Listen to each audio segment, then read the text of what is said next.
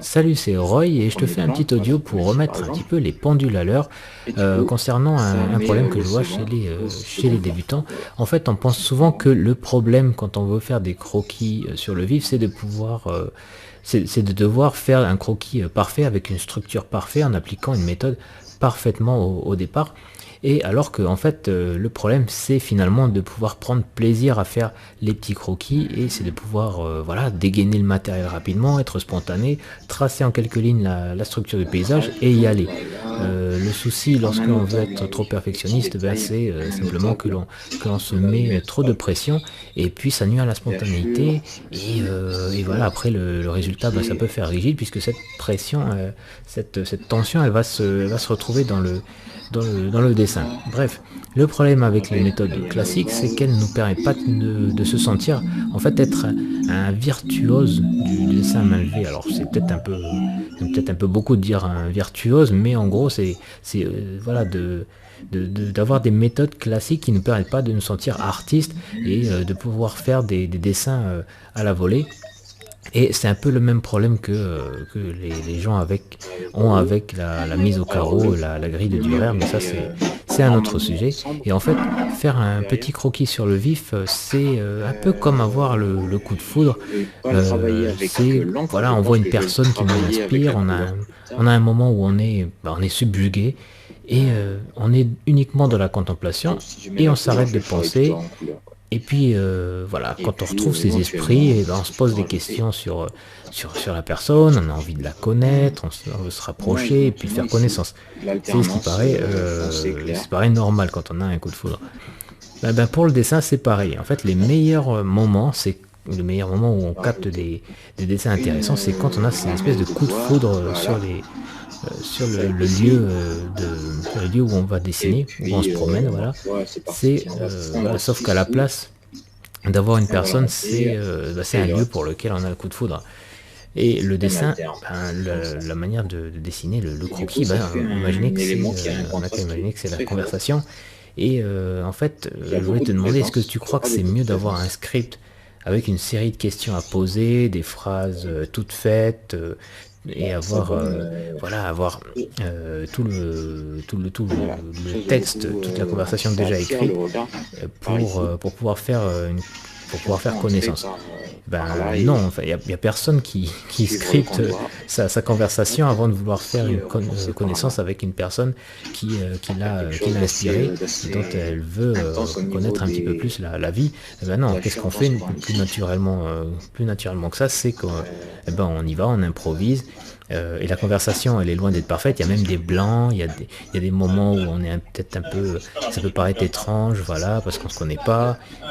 Bref, c'est pas fluide, c'est pas parfait, mais en tout cas, ça crée une vraie connexion.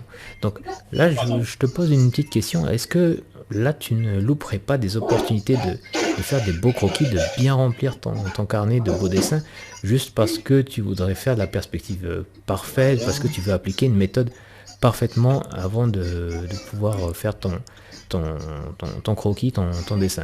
Est-ce que tu te dirais pas, mais mince, je peux pas aller à l'étape suivante, je peux pas finir mon croquis tant que cette étape-là, elle n'est pas faite avec précision, avec tout est nickel, tout est net. Et tant que je n'ai pas fait ça, je peux pas aller à l'étape suivante. Est-ce que tu n'as pas déjà laissé tomber un dessin parce que justement tu pensais que ça allait mener à nulle part, tant que justement cette étape de l'esquisse n'était pas correctement construite?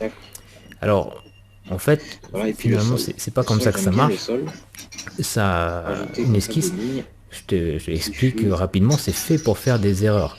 Je dirais même que c'est fait pour les accumuler. En fait, le crayon, c'est fait pour pouvoir être gommé facilement, contrairement au fusain ou à l'encre. Et durant l'esquisse, en fait, c'est un moment privilégié pour pouvoir faire des erreurs, pour tester, voilà, pour s'amuser, pour se lâcher finalement.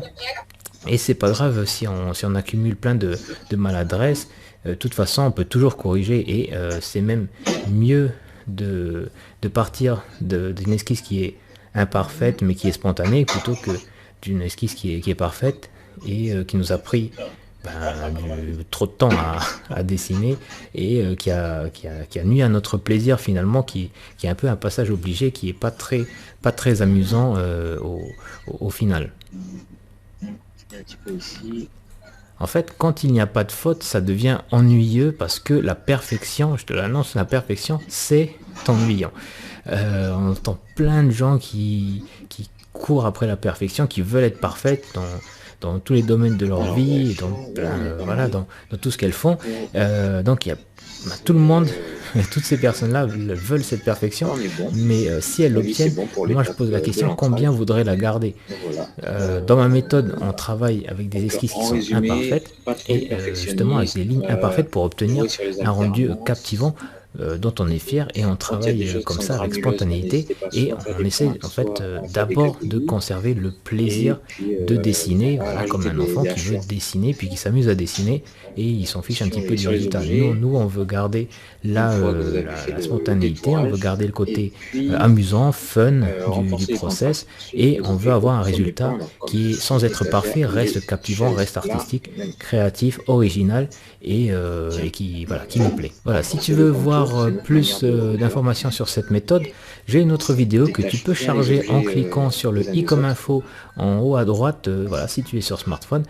Sinon, il y a un lien dans la description également pour pouvoir voir la page du programme. Donc n'oublie pas également de t'inscrire à la chaîne YouTube en cliquant sur le lien en bas à droite Et de la vidéo, puis, comme ça tu seras sûr voilà, de ne manquer aucune je crois que c'est à peu près tout. publication. Et enfin, tu peux directement cliquer sur le lien dans la Ouais, description pour voilà. On voir va passer le programme la complet, semaine prochaine à notamment le l'étape prix qui suivante, est là, en qui ce moment à un sera la mise tarif en réduit couleur, qui va durant être la période très de lancement, rapide. parce que voilà, c'est un nouveau cours et S'il c'est à choisit chaque de fois le comme faire, ça. de la faire à Dès qu'il y a une période l'aquarelle, de lancement, ce le cours sera est à un tarif vraiment réduit, plié puis après il en augmente une fois que la 10-15 période est minutes terminée. Donc maximum.